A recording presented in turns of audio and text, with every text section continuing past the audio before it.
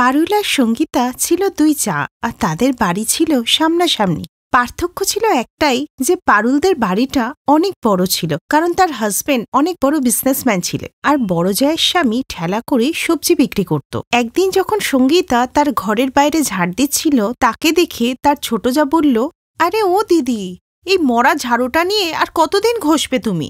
দেখে তো মনে হচ্ছে 2 বছর আগে ধনতেরাসে কেনা সেই ঝাড়ুটা। এবার ছাড়ো এটাকে, একটা নতুন ঝাড়ু কিনে নাও। আমি তো প্রত্যেক মাসে ঝাড়ু কিনি। না রে ছোট, এই ঝাড়ুটা আরো কিছুদিন যাবে। তখনই সঙ্গীতার মেয়ে স্কুলের ছেঁড়া স্কার্টটা নিয়ে আসে। দেখো না, আমার স্কার্টটা ছিঁড়ে গেছে, আমাকে একটা নতুন স্কার্ট এনে দাও না মা। আরে না রে মা, ওটা তো সেলাই করা যাবে, আমি ওটা সেলাই করে দেব, নতুন কিনতে হবে না।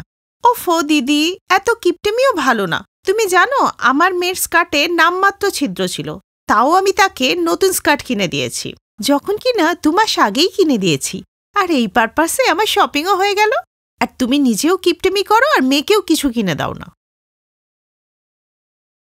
মা চলো না শপিং করতে। আর তুমি আমাকে প্রমিস করেছো যে আমাকে পিৎজা খাওয়াবে।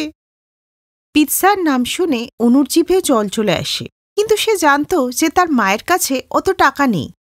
হ্যাঁ হ্যাঁ রিয়া মা, চল, তোকে আজকে আমি বড় শপিং মলে নিয়ে যাব। ওরা দুজন শপিংয়ে চলে যায়। আর এইভাবেই কিছুদিন কেটে গেলে একদিন 2 চা একটা দোকানে চুড়ি কিনতে যায়।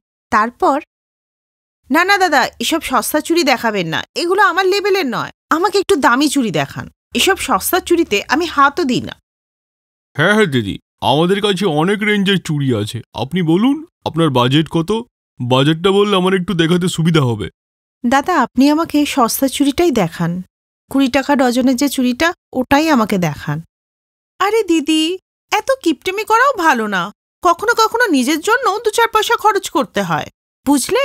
না রে ছোট, আমাদের গরিবদের জন্য 1-1 পয়সার অনেক দাম, আর তাই এত দামি চুড়ি কেনা আমার ক্ষমতা নেই। তাই আমি এই সস্তা চুড়িতেই খুব খুশি। আর আজকে যদি আমি 2 পয়সা বাঁচিয়ে রাখতে পারি, সেটা ভবিষ্যতে আমারই কাজে লাগবে। আর এভাবেই ছোট যা দামি চুড়ি আর বড় যা সস্তা চুড়ি কিনে বাড়িতে ফিরল। তারপর একদিন, মা, আমাদের ম্যাডাম বলেছে যে এবার আর স্কুল থেকে বই পাওয়া যাবে না, সব বই বাইরে থেকে কিনতে হবে, যার দাম 1000 টাকা। কি, এত দাম? কোনো ব্যাপার না মা, আমি কারোর কাছ থেকে বই চেয়ে পড়ে নেব। না মা, তোর পড়াশুনো নিয়ে আমি কোনো সমঝোতা করতে পারবো না। হ্যাঁ জানি, আমি তোকে নতুন বই কিনে দিতে পারবো না, কিন্তু সস্তায় পুরনো বই তো কিনে দিতেই পারবো। তুমি একদম ঠিক বললে গো, এরকমই একটা দোকান আমি চিনি। মা, বাবা, আমরা এত গরিব কেন? দেখো তো কাকি কত বড় লোক, কত টাকা ওড়ায়। ভগবান সবাইকে একরকম বানায় না, আমাদের গরিবদেরকে খুব ভেবেচিন্তে টাকা পয়সা খরচা করতে হয়। আর আমি চাই তুই আরো অনেক পড়াশুনো কর, কিন্তু মা মনে রাখিস, তুই বড় হয়ে যত টাকাই রোজগার করিস না কেন, শপিংয়ে কিন্তু বাজে টাকা খরচা করিস না। মা, আমি বড় হয়ে অনেক টাকা রোজগার করব, আর তোমাকে নিয়ে গিয়ে শপিংও করাবো, কিন্তু কথা দিলাম যে আমি বাজে খরচা করব না। যেখানে সঙ্গীতা তার মেয়েকে সবসময় সঞ্চয় করা শেখাতো, অন্যদিকে পারুল তার মেয়েকে কিছুই শেখাতো না। আর একদিন, আরে রিয়া, তুই কেন বেকার কষ্ট করে প্রজেক্ট বানাচ্ছিস? আমি এখনই স্টেশনারি দোকান থেকে প্রজেক্ট কিনে আনছি। আমাদের টাকার অভাব আছে নাকি? তুমি আমার বেস্ট মা। আমি তো ভেবেছিলাম আমি যদি বলি, তুমি আমাকে যদি বকো। এতে বকার কি আছে মা? যখন সবকিছুই টাকা দিয়ে কেনা যায়, তখন প্রজেক্ট কেন টাকা দিয়ে কেনা যাবে না? এরপর পারুল বাইরে থেকে প্রজেক্ট কিনে রিয়ার স্কুলে সাবমিট করে দিল। কিন্তু এসব করতে করতে রিয়ার অভ্যাসটা খারাপ হচ্ছিল। তারপর একদিন, মা, আমি এসব খাবার খাবো না, তুমি এক কাজ করো, আমার জন্য বাইরে থেকে খাবার অর্ডার করো। মা, তুই তো জানিস যে তোর বাবা বাইরের খাবার একদম পছন্দ করে না, আর আমাকে অনেক কথা শোনাবে। চল এক কাজ করি, সবজি কেনার নাম করে বাইরে গিয়ে সেখান থেকে খেয়ে আসি। ওয়াও, দারুণ আইডিয়া তো। এরপর ওরা বাজারে চলে গেল। আর অন্যদিকে সঙ্গীতারও ঘরের সব জিনিস শেষ হয়ে গেলে সেও বাজারে গেল। মা, আমার জন্য একটা বিস্কিটের প্যাকেট নিয়ে নাও না, আর একটু নিমকি। আরে না রে মা, ওই টাকায় তো একটা চা পাতার প্যাকেট হয়ে যাবে। এরপর সঙ্গীতা একটা চায়ের প্যাকেট নিয়ে নেয়। আর ওর এটা ভেবে খুব খারাপ লাগে যে প্রত্যেকবারই ওর মেয়ের মন মেরে ও ঘরের জিনিস কিনে নেয়। কিন্তু নিজের দরিদ্রতার জন্য সে কিছু করতেও পারত না। এইভাবেই সময় কেটে গেল আর দুটো মেয়ে বড় হয়ে গেল। অনু যেখানে পড়াশোনায় ভালো ছিল, অন্যদিকে রিয়া পার্টি আর ডিস্কো নিয়েই ব্যস্ত ছিল। একদিন, রিয়া, তুমি কাল সারা রাত কোথায় ছিলে? আর তুমি এমন কি শপিং করলে যে আমার ক্রেডিট কার্ডের সমস্ত লিমিটই শেষ হয়ে গেল? ড্যাড, কালকে আমার বেস্ট ফ্রেন্ডের বার্থডে ছিল, তো আমি পার্টিটা দিলাম আর কিছু শপিং করলাম, আর ওই করতে গিয়েই টাকা শেষ হয়ে গেল। কি, তুই এত শপিং করলি? হ্যাঁ, শপিং করা তো আমি তোমার কাছ থেকেই শিখেছি, তাই তুমি হিসাব নিও না। হিসেবটা আমি চাইছি, তুমি বা তোমার মা নয়, কারণ টাকাটা আমাকেই কামাতে হয়। তাই আজ থেকে তোমাদের মা মেয়েকে টাকা দেওয়া বন্ধ। আর রিয়া, তোমার যদি কাউকে নকল করতেই হয় তাহলে তোমার জেঠুর মেয়ে অনুকে করো, যে আজ পড়াশুনো করে উকিল হতে চলেছে, কারণ সে সারাদিন তোমার মতো ঘুরে বেড়ায় না। আরে বাচ্চা মেয়ে, এখনই তো এসব করার বয়স, এখন না করলে আর কবে করবে, তাই না? পারুল তার এই মেয়ের অভ্যাসগুলোকে সবসময় প্রশ্রয় দিয়েই গেল, আর যার ফলস্বরূপ ও এখন নেশাও করছে। আর অন্যদিকে অনু লেখাপড়া করে একজন বড় উকিল হয়। আজ পারুল তার ভুলটা বুঝতে পেরেছিল, কিন্তু আজ আর কিছু করার ছিল না। ওর মেয়ের ভবিষ্যৎ ওর জন্যই খারাপ হয়ে যায়। আর অন্যদিকে সঙ্গীতা একটা একটা পয়সা সঞ্চয় করে অনুকে উকিল বানায়। আর আজকে অনু অনেক টাকা রোজগার করে আর নিজের মাকেও শপিং করায়।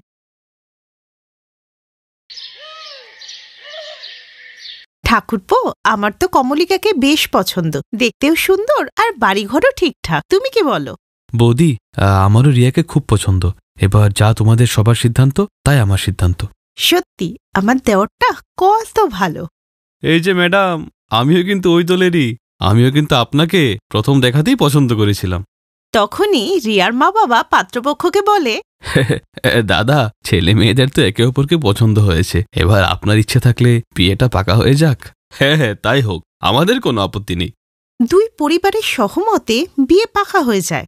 আর ওরা যাওয়ার পরেই রিয়া তার বোনকে বলে, এই শিবানী, তুই দেখলি আমার বড় যা কিরকম সস্তার একটা শাড়ি পরে এসছে, মনে হচ্ছে বাপের বাড়ি খুব গরিব। আরে হ্যাঁ, ওরকম শাড়ি তো আমাদের বাড়ির কাজের লোকও পরে না।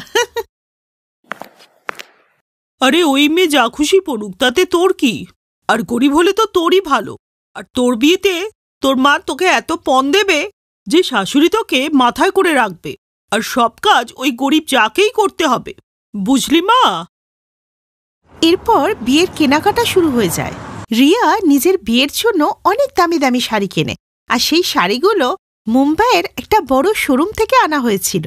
সে এইভাবেই অনেকগুলো শাড়ি কেনে, আর দেখতে দেখতেই বিয়ের দিন চলে আসে। বিয়েতেও ওর বড় যা মাত্র 2000 টাকার শাড়ি পরেছিল। আর এই দেখে বিয়ের মণ্ডপে বসে রিয়া মুখ বেঁকিয়ে মনে মনে ভাবছিল, এই চাটা না বিয়ের দিনে আমার নাকটা কাটিয়ে দিল। আরে আজকের দিনে তো একটা ভালো শাড়ি পরতে পারতিস, গরিব কোথাকার। বিয়ের পর রিয়া নিজের শ্বশুরবাড়িতে চলে আসে, যেখানে ওর মা পনে ছোট থেকে বড় সমস্ত জিনিসই দিয়ে রেখেছিল। পরের দিন সবাই বউ দেখতে এসে কিছু না কিছু গিফট রিয়াকে দিয়ে যায়। আর ওর গরিব যা একটা সস্তা শাড়ি পরে একটা গিফট নিয়ে আসে তার বড়লোক জায়ের জন্য। সবাই চলে যাওয়ার পর রিয়া ওই গিফটটা খুলে দেখে যে ওতে একটা সস্তা শাড়ি আর 1100 টাকা রয়েছে। ছি, যেরকম নিজে পরে সেরকম একটা বিচ্ছিরি শাড়ি আমাকে এনে দিয়েছে, আমি তো এই শাড়িটা কাজের লোককে দিয়ে দেব। ছি ছি। সত্যি অঙ্কুর, তোমার বৌদি না খুব কিপটে। দেখো, আমাকে একটা সস্তা শাড়ি ধরিয়ে দিয়েছে।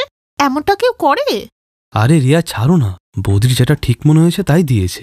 পরের দিন রিয়া একটা দামি শাড়ি পরে রান্নাঘরে আসে। রিয়া, আজকে তো তোমার প্রথম রান্না, তো একটু মিষ্টি বানাতে হবে। কি রান্না? My food! আমি খাবার বানাবো এই দামি শাড়ি পরে?